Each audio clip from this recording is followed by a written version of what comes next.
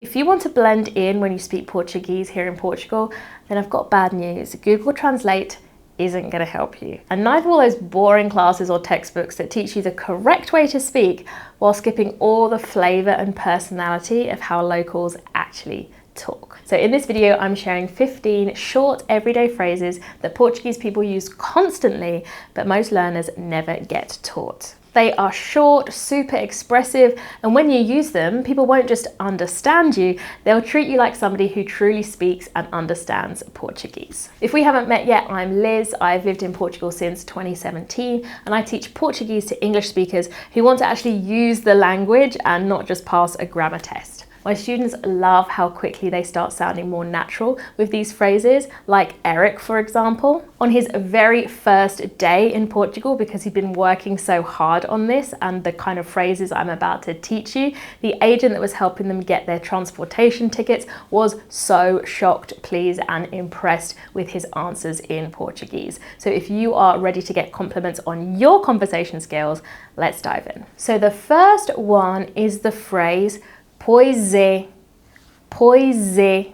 Now, if you watched last week's video, you will know why the S on the end of pois, which when we say it by itself has a sh at the end, you'll know why it turns into a z sound, because it's in between two vowels here, even though this is two separate words. So I like to call this kind of like a filler phrase, because people use it all the time to just kind of simply agree with what's being said, like, yeah, that's right. Pois é.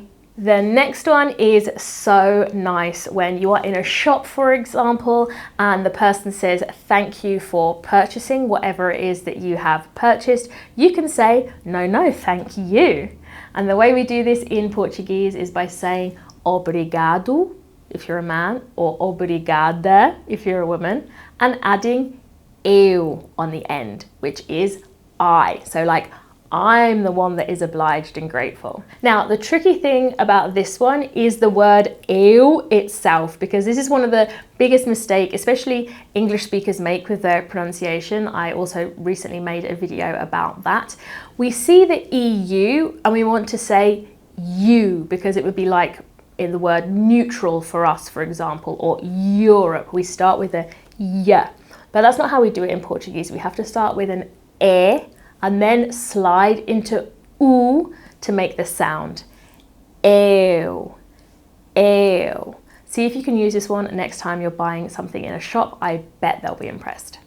A common answer that you might hear to the phrase tudo bem in Portugal, which is of course asking you how you are, would be vai-se indo, vai-se indo, which means, well, yeah, it's going. How's it going? Yeah, it's going. It's kind of fine. I did do a whole video about different ways to answer the question tudo bem, and this is one that my team brought up as something that people use a lot, so you can give it a go. Next up for this one, we need to get our nasal sound out. How good are you at this at the moment? Have you been practicing it? Because it's something you really need if you're going to speak Portuguese. And I do dive into this in detail in my free workshop for beginners. I'll link that in the description if you need to practice how we do this. But the word we're going to say is bem, and that's why I need a nasal E, because it's a word ending in M. So if you can say that word, you can say the whole phrase, which is ainda bem, ainda bem. So what does this mean? If we translate it literally, it doesn't seem to make sense. It means still well, but we would actually use it in a conversation if you want to say, for example, oh, well, that's a good job. So if you've been poorly, for example, and you say, já estou melhor, I'm better now, then somebody might respond, ainda bem, that's a good job that you are feeling better.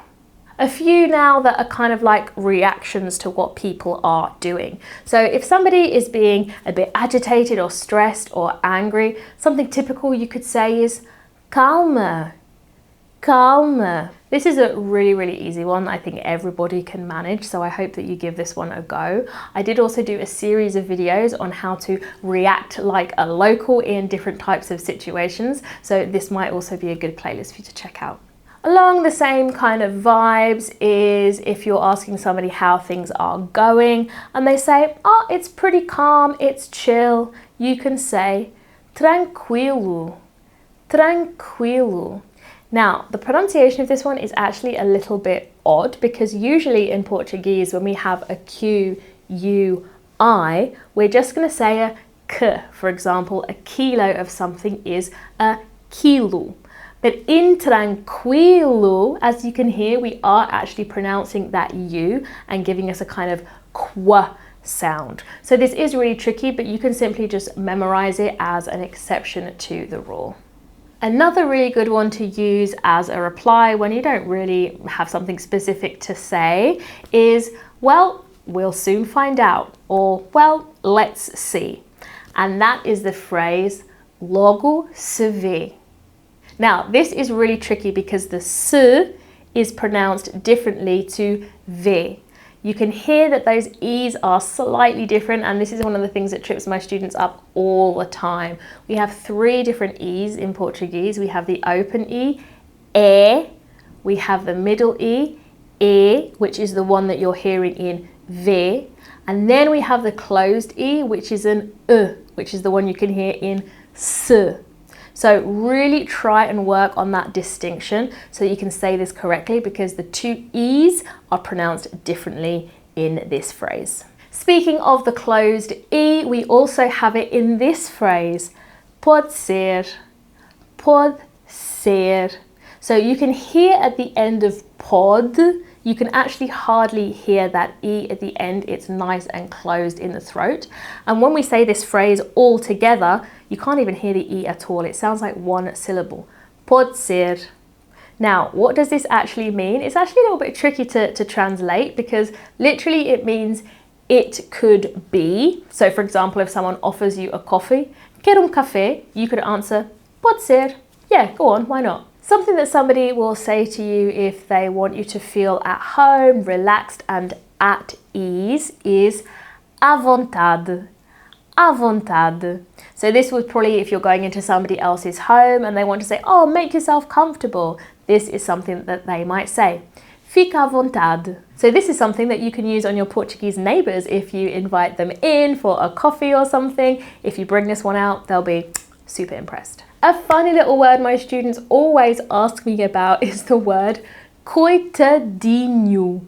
Coitadinho. What does this even mean? So it comes from the word coitado, meaning like poor thing. And then they've made it even more Portuguese by adding an inho on the end. This is the kind of word that people use often, and not just in the context of, oh, poor little thing. They will also say it to your dog quite a lot. Just if your dog is looking like cute and forlorn, they'd be like, oh, that little thing, coitadinho. So listen out for it because you're going to hear it a lot. I did do a whole video on conversations about dogs because I think it's such a great way to get speaking to locals. If you like dogs, that is. You could go up to somebody and ask questions about their dog, or if you have one yourself, you should definitely watch this video because it will help you answer the questions that people come at you with about your dog. So it's a really helpful and fun one. Something that my neighbour Isabel, who you all know a lot about, is always saying is deixa estar. Leave it be. So it's often because I'm trying to do something to help her and she's like, no, leave it be. So again, if you want to refuse somebody's help because you are being such a good host, you can say, no, leave it. Deixa estar. Another great one if you have children or dogs is the very simple command, anda, which means come on. So lots of people ask me all the time about the verb andar, and it's really basically putting something in motion. So não anda, this car doesn't go. But if I say anda, it means because I'm saying come on. So this is often something that I will use with my dog when he is being slow and wants to just sniff around the petals. And I'm like, come on, boy, let's go, anda. It's a really helpful one. A great one if you are making plans with people, which I hope you are doing, getting out and about in your community, inviting people to lunches, dinners, coffees, because this is how you're going to get to know people. So when you have settled on a plan and you agree with it, you're going to say combinado. Combinado, meaning it is arranged. The verb is combinar, and it's a bit of a false friend because you would think that it means combine, but it actually means to arrange something or to plan something. So when a plan is set in motion, you'll say combinado. If somebody is worried that they have upset you, maybe they are late or they're making an excuse about something and you don't want them to worry, you can say sem stress, meaning no stress. So you've got to get that nasal sound correct there for that to sound good. And also it is actually going to be a s at the beginning of stress, because this is basically just a borrowed word from English. So give it a go. When someone's stressing out, you can say sem stress. The final one is the kind of thing that my mum would say all the time, because she's one of those people that doesn't like to count their chickens before they hatch. So she'll say all being well, or if all goes well. So in Portuguese, this would be se tudo correr bem. Se tudo correr bem. So the verb there is to run. So you literally use this if you are going on a run. So you can see that figuratively in this sentence, it's like if everything runs well, okay? So you can maybe be asked like, are you still going to be going to the party? Se tudo correr bem, for example. A little bonus one that you can have here as well that you might hear here in Portugal that has more of a religious feel to it. Somebody might answer, se Deus quiser. God willing. So if people are more on the religious side, that might be something that they use. If any of those phrases were new to you, or you've been relying on stiff Portuguese textbooks until now, then don't worry. This is exactly the kind of stuff I teach inside my beginner-friendly program, and it's never too late to start sounding more natural. So if you want to go deeper and learn the exact method that I used and now teach to help English speakers go from 0 to confident and conversational, then you need to register for my free lesson for beginners.